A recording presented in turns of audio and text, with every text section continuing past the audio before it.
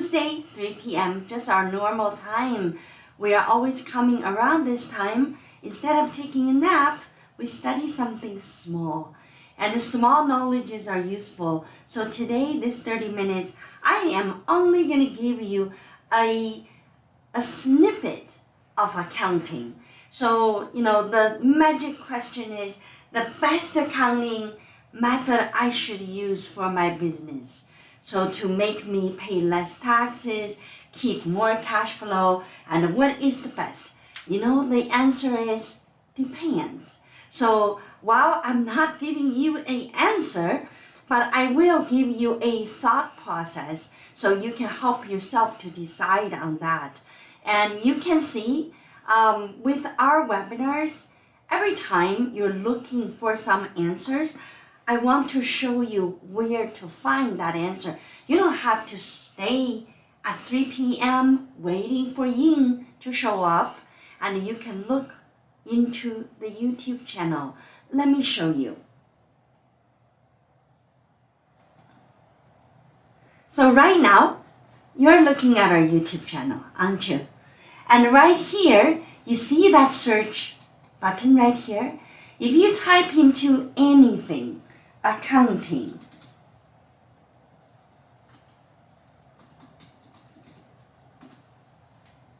you see what happens?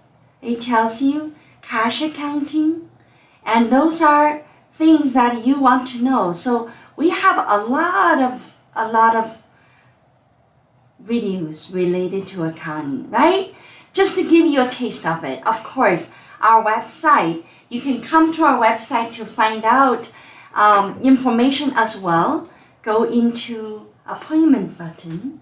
There you can see us. And you can book my time. You can book other partners' time. We're all here to serve you. All right, let's get going with our today's core value. That's why you are here, right? So let's go for it.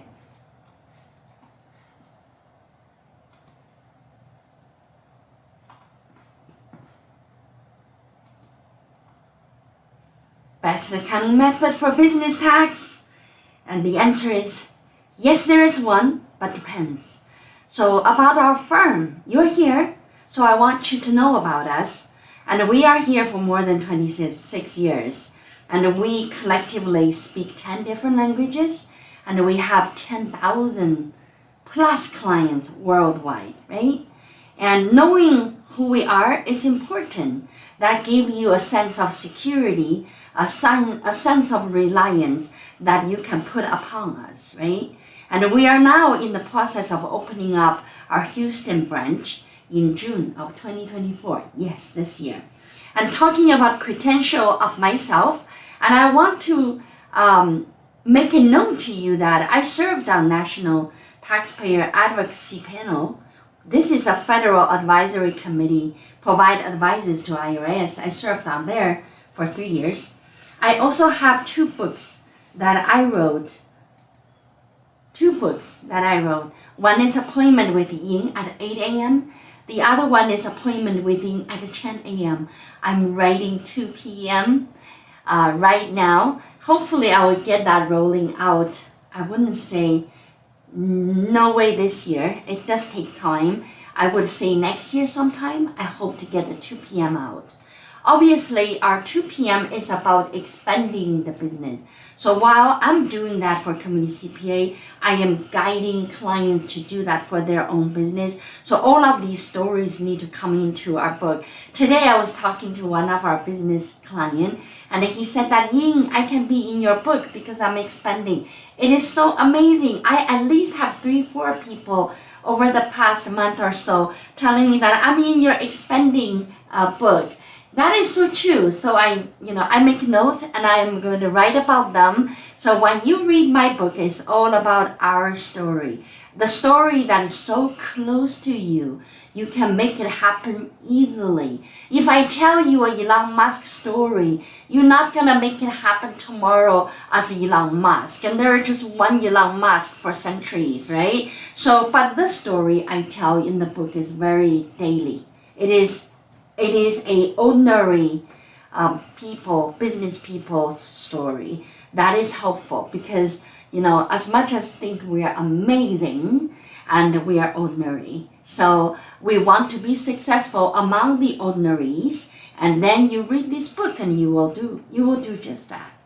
No responsibility disclaimer, that is so important, and we offer this webinar for free, and we want you to learn. We really are here just wanting to give our heart to you. So we want you to respect the knowledge, do research on your own before you apply to your own business, or just come to become our client. Then we take care of you, right? So just know that internet is to be referenced to, but not to be relied upon. All right.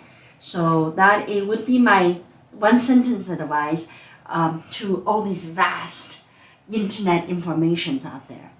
And I want you to keep this picture in your mind because this is very central to what we are teaching our client. There's a three-dimensional tax view, not just, spending more money save taxes. No, you plan, you optimize your taxes by utilizing all these things I have on the map. Three things, right? Three-dimensional. But today we're zooming in accounting method.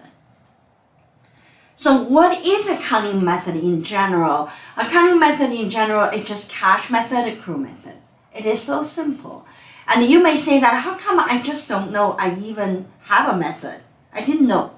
Why do I not know? The reason you don't know, because your accounting software or your tax software that you are relying on to do your books, for example, QuickBooks, and you open up QuickBooks, it's cash method. It is defaulted for you to cash method to be easy. Then tax software is the same thing. The IRS actually asks you what kind of accounting method you're using, especially if you are Schedule C. You file Schedule C in 1040. The Schedule C has a area to make you choose what accounting method you're using. And I bet you didn't choose any because it is checkmarked for you already as a cash method. Nothing wrong with being cash method. It's okay. That is one of the appropriate accounting method. Better than you forgot to check any of them, right? So you checked one, you're good.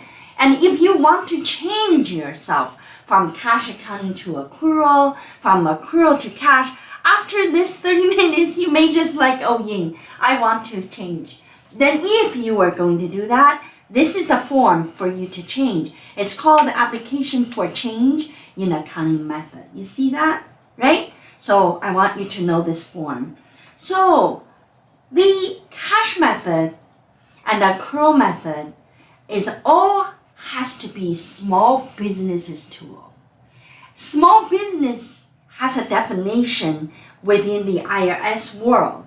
You're not just small because you feel small, and you're not, even if you feel big, you might still be a small, right? Small business is defined in the tax code. The Job Act, when President Trump was the president at the time, and he pushed out the job cut and the tax cuts and the Job Act. And in there, it did a more simplified definition about what is small. The small is one threshold, which is your gross sales. Gross sales is literally the income you got from the credit card. You haven't really reduced the cost of goods sold. You haven't really reduced the other expenses, and you just like the one big number that you have. That gross sales number, if that is under 25 million, and you are considered a small business. When you are small, these two accounting methods is for you to use whichever way is convenient for you. So that is what I want to mention to you. I do have details on here, and it used to be 10 million after the Job Act got increased. But whatever you are saying, and our majority of clients, we will say that about 70% of our clients are all belongs to small business. We do have some clients are way over the small definition. They're not small. But again, your accounting method is something that the government already predetermined to tell you that here's the cash method, here's the accrual method, and here how big you are, what is your size, then they tell you what to use, right? And of course, between the two, you can always change. So why people use cash method accounting? Why do they even consider cash method? So what is exactly cash method, Ying? If you use really simple Chinglish, what is that? So the cash method accounting just simply means that the income is what deposited in your bank account. So if you put a check in there from your customer, that's your income. So it is already cashed in for you, it's in your bank account. Expenses goes the same way. If you paid $2,000 on a computer equipment, and that check you wrote it off and it cleared your bank account, that means you paid for it. That is your expense. So in here, I just simply said that expense includes what was paid out of the bank. Income includes what was deposited in the bank. But of course, you may argue that, Ying, that's not right. I deposited some money in the bank. That's because my mom think I was too short of cash, and she gave me that. She gave me $20,000. I deposited in the bank. That's not my income. Of course, that's not your income. Everything deposited into your bank, there will be a credit to, that would be a credit to your accounting system. So in your QuickBook, your booking credit, whether you're crediting to income or you're crediting that to a liability, that's you decide, right? You know it better. Even if your customer wrote you a $5,000, but if that is not paid for service and the customer just being nice to you because you're short of money, the customer goes, I'll just loan you this $5,000, here you go. So the check looks like your customer's income, the customer's check looks like your income, but your credit to liability, right? So that has nothing to do with what cash method we're talking about. We are really focused on this, what I call a timing. Like you've got that deposit in your bank before December 31st of 2023, that is your income for 2023. If you got that cashed out of your bank before December 31st, 2023, that is your expense for 2023. And it is easy, in cash method, it's so easy for a customer, for you, for my client, to see how they are doing. Because they pull up their bank statement, they go, I had a $35,000 balance at the end of the year. I made a $35,000 profit. They proclaim that, right? So it's easy for you to see your cash position. But are they saying that right? No, they're not. 35,000 doesn't represent your profit, but it represents your cash flow. And the cash method is most closely related to your cash flow. So you will see that you can feel it in your skin when you are doing well because you just got a big cash balance in your bank, right? But cash method accounting don't show commitment in expense, also don't show the income that is coming. For example, if you wrote a check to somebody and they just didn't deposit, you wrote a check to pay for a service, you wrote a check to Community CPA to pay for accounting service on December 1st, 2023. Community CPA didn't deposit that until January. And do you have that expense as a cash method? You do not. But do Community CPA has income for cash method in December in 2023? No, because they didn't receive it. It's still in transit. But if Community CPA is accrual method, it will have been there because they know that it's coming, right? So really, it is about for you to see your cash flow easy, but it doesn't show your commitment in expense and income. And certain industries would be more beneficial to go for cash method. I give you an example, dental office. You know why? Because the dental office, when they finish serving you, they submit their claim to the insurance company. They submit for $150 for teeth hygiene, but they get back $80.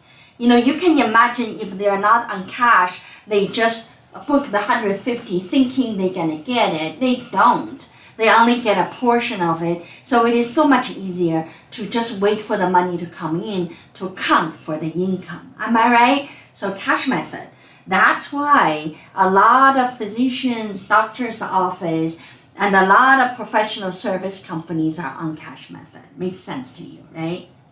All right, what about accrual? An accrual method, income includes what was not received yet. Expense include what was not paid yet. And more complex than cash counting. Why? Because you sort of disconnected your skin feelings to your cash. You may have $35,000 cash balance in your bank account, but when you look at your financial statement, you see a negative cash because you wrote a $100,000 check to pay a supplier, and that is already your expense. You already in negative. If you don't quickly make money, you're gonna lose money this month, right? So that is how this cash basis works differently than the accrual basis. Accrual is like taking income that is not in yet in, and putting expense that is not paid yet in, because you haven't really paid it, but you already have that on your book. And don't really trust your financial statement and to destroy how you feel about your business if you are on accrual, because it can be very different than how you feel. The feelings of your business is more tied with cash method.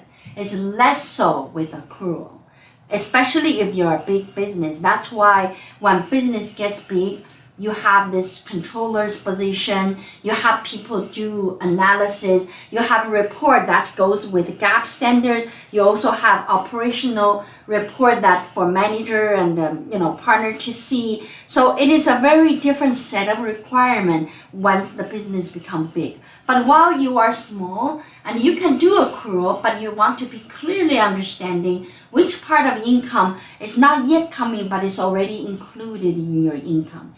So if you have a lot of that, you may end up in a situation where you're like, I need to pay a lot of taxes, I don't have the money because I haven't really received that yet. But you're on accrual method, so you need to report that as taxable income. Okay. With that said, you sort of, I know you're gonna ask me that, okay, Yin, what is the accrual, is my business should be on accrual method or cash? Just give me a straight answer. So I give you an example. What is the best business to use accrual method? Do you know what is the best one? Supermarket. Why is supermarket should use accrual method? Ladies and gentlemen, can you guess why? Supermarket normally do not receive income before customer coming in to buy things, right? So most of the income generated right at the cash register. So even if there is a catering, okay, they pay ahead of time, it's a small amount. So the accrued income side is not so significant. The income is what it is. But on the expense, when you are supermarket, you purchase things first, then you pay maybe net 30 days. So you have 30 days you're selling stuff you haven't even paid for yet, right? If you are on accrual, you deduct those expenses because even though you didn't pay yet, even though it didn't cash out your bank yet, but you already use it. So you can deduct it and make it payable. On the other side is your cost of goods sold. So you won't have an issue where you created a lot of income, but you didn't pay this bill yet. Then you have this false understanding of your income. And if you use cash method with a supermarket operation. So this is good, right? This make your brain hurt, but it also tells you why choosing method is very important. So I talked about the difference between the two. It's so much relied on the timing, right? So with that said, and you want to really, for accrual method, recognize income when earned and deduct expenses when incurred without regard to the timing of cash payment and a cash receipt. Timing. It is simply timing, but you want to understand your business so you can, based on your business type, decide this timing and which one works for you better. Very important. It is not a small subject, but it is something that once you understand, it will be just part of you. You know it for sure. So whenever you start a new business, now, and don't just let computer to determine you should be on cash method. You want conscientiously to choose whether you want on cash method or not, right? All right, so the right accounting equals to accurate tax deduction. If you don't do the right accounting, and you will have issue. So we, right here we have a couple of examples, and actually, those are not a good example for this one. I forgot to redo this slides, but this was related to tax credit, work opportunity tax credit. But in this particular talk we have today, it is really about having your accounting method be determined conscientiously and know exactly why you are cash method, why you are not accrual method, vice versa. So with that, I will conclude our talk today. Hopefully I did give you one or two light bulbs. It got turned on and you know exactly what to do with your business. It's never too late to change your accounting method. And if you were going to change, remember I showed you in the very beginning, I showed you the form 3115. That is what you need to file. If you change your accounting method. All right. This is our partner list on our website. When you click appointment, this is who will be on here, and you can book our appointment going forward. And like I told you, we have this YouTube channel. You really can find everything we talked about here in the YouTube channel. And I hope that you love learning these knowledge. And I want you to tap along and subscribe to our channel so that you always know what we're talking about. These bite-sized knowledge is delicious because it adds depth into your practice. And you'll be a successful business owner. You don't even know why, because you just know so many things that other people don't know. I wish you success. Talk to you again.